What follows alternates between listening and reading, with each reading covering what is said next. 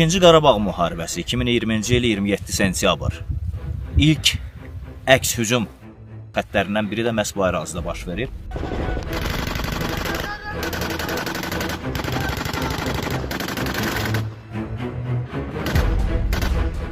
Arkada gördüyünüz zirvə Murov zirvəsidir və Murovun sağına düşən tərəfsə Camış zirvəsidir. Qarabağın ən yüksək nöqtəsi, ümumiyyətlə bu silsilənin ən yüksək nöqtəsidir. Kiçik Qafqazda yerləşir, həm Camış, həm də Murov zirvəsi.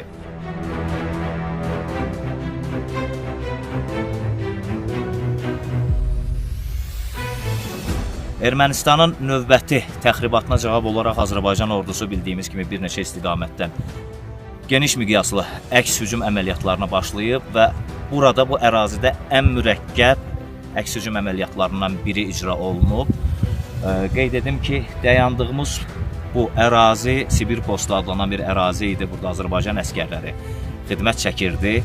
2000 hardasa 400 metr yüksəklikdə yerləşir. Və bizim qarşımızda burada ən yüksək nöqtəmiz bizim Murovun ətəyindən düşən o yamacdadır. 2800 metrdə yerləşir. Ondan yüksəkdə bizim bir postumuz olmayıb, elə oranın da adı 28 post olub.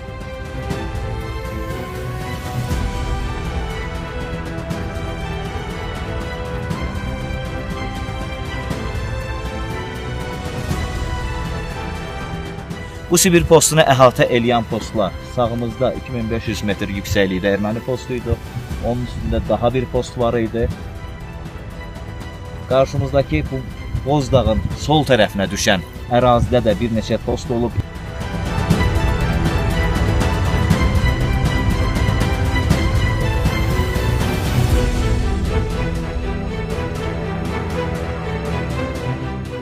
Gördüyümüz kimi bu ərazidən bütün Goranboy rayonu və Tərtər istiqaməti operativ nəzarətdə olub.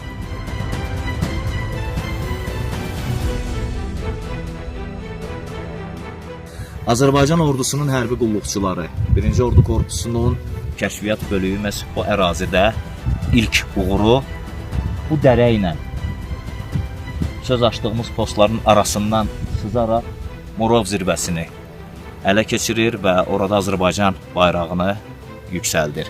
Allahu Ekber. Allahu Ekber. Allahu Ekber. Arkası tutun. Eter kömeğinde. Ayağına tut, ayağına tut. Bayrağı seç, bayrağı seç. Devdir.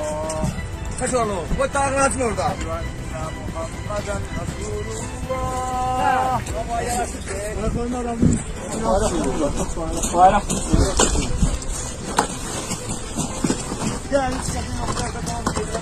Buna paralel olaraq digər bölmələrimiz, xüsusi təyinatlılarımız Camışdağı həmin gün azad edir və orduya təhvil verir. Beləliklə Murovda bu istiqamətdə iki ən vacib və strateji zirvə erməninin tapdağından azad edilir və Azərbaycan bayrağı həmin zirvələrdə sancılır.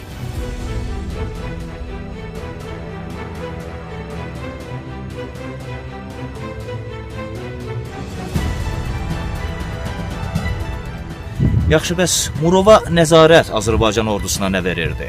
Qeyd etmək lazımdır ki, Murovdan tam olaraq operativ nəzarət açılırdı, operativ üstünlük əldə olunurdu və Murovdan düşmən texnikasının və yaxud da ki, bölmələrinin əks hücumu və yaxud da ki, müəyyən istiqamətdə hərəkəti qeydə alınırdı və komanda idarə etmə məntəqəsinə ötürülürdü. Murovdan Arakəsər dağına birbaşa mənzərə açılır, operativ nəzarət açılır. Arakəsər dağını da Azərbaycan ordusunun mənsubları elə müharibənin ilk günündə azad ediblər.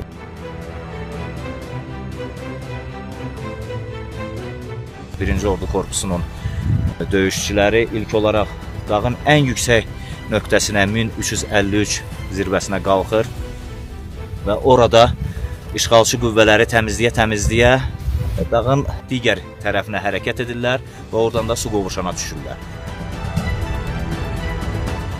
Yəni su qovuşana arxadan girilir. oktyabr ayının 3-ü Suqovuşanda Azərbaycan bayrağı asılır.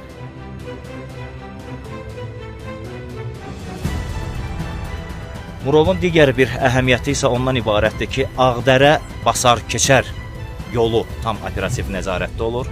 Kəlbəcər istiqamətindən gətirilən, daşınan avtomobil texnikası və digər zirehli texnika nəzarət altında olur.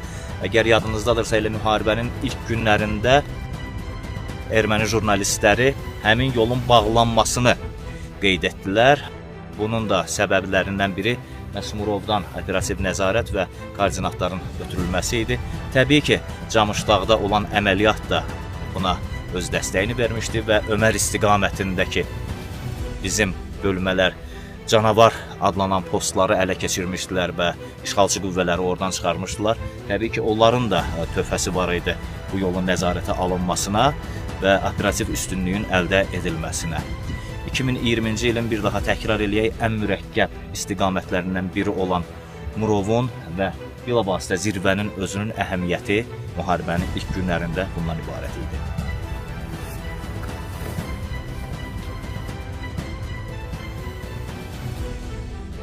Sual yaranır. Bu mürəkkəb relyeflə ordumuzun mənsubları Murov zirvəsinə qalxdı. Yaxşı, bəs 44 günü həmin ərazidə necə döyüş apardılar və onlara necə təminat çatdırıldı və təxliyə məsələləri necə həll olundu yaralıların və şəhidlərin? Azərbaycan ordusu bu 30 il ərzində təbii ki, bu günü gözləyirdi və hazırlaşırdı. Əgər Cənub cəbhəsində bizim müasir texnikalardan istifadəmiz var idisə, bu ərazidə hərbi qulluqçularımız dədə-baba metoduna əl atmışdılar. Həmin zirvəyə təminatı atlarla daşıyırdılar. Əvvəlcədən hazırlanmış atlarla, hansılar ki, güllə səsinə və partlayış səslərinə öyrəşmişdi və bu ərazidə hərəkət edirdilər.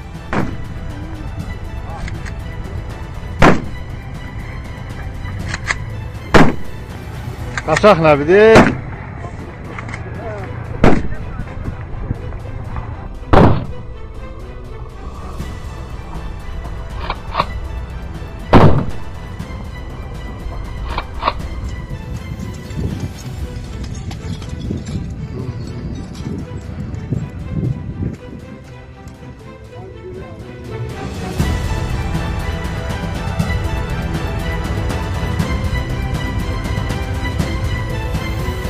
Eyni zamanda həmin atlarla da təxliyə məsələləri icra olunurdu. Yaralıların həmin ərazidən çıxarılması, şəhidlərin həmin ərazidən çıxarılması.